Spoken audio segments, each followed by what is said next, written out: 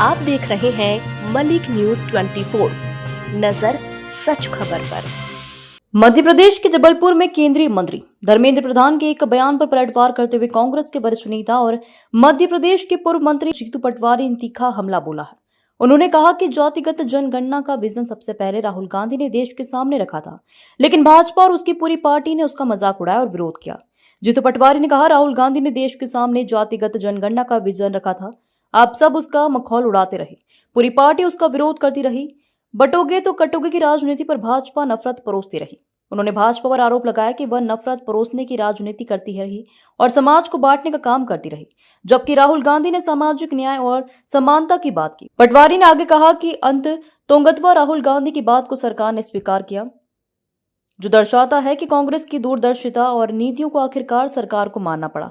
यह बयान इस समय में आया जब जातिगत जनगणना का मुद्दा देश की राजनीति में एक महत्वपूर्ण विषय बन गया है और विभिन्न राजनीतिक दल इस बात पर अपनी अपनी राय दे रहे हैं। कांग्रेस लगातार इस बात पर जोर दे रही है कि जातिगत जनगणना से ही सही मायने में सामाजिक न्याय और सभी वर्गों की भागीदारी सुनिश्चित हो पाएगी।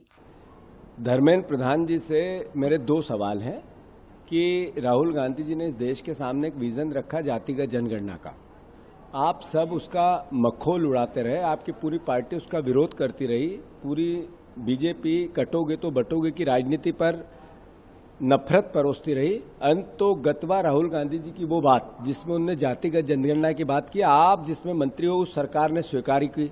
झूठ क्या है और सच क्या है? आपके विदेश मंत्री ने दुनिया के सामने, देश के सामने कहा कि हमने पाकिस्तान को पहले बता दिया था कि हम कहां पर अटैक करने वाले हैं। तो ये सवाल अगर झूठ है तो देश को समझना पड़ेगा कि बीजेपी के सच का कितना सामना करें हम।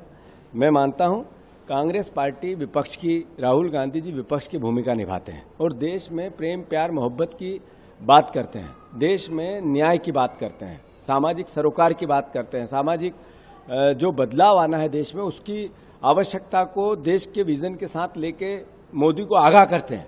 तो इनको बुरी लगती है। धर्मेंद्र प्रधान जी, झूठ भारतीय जनता पार्टी का गहना है और वो आपने गले में पहन रखा है।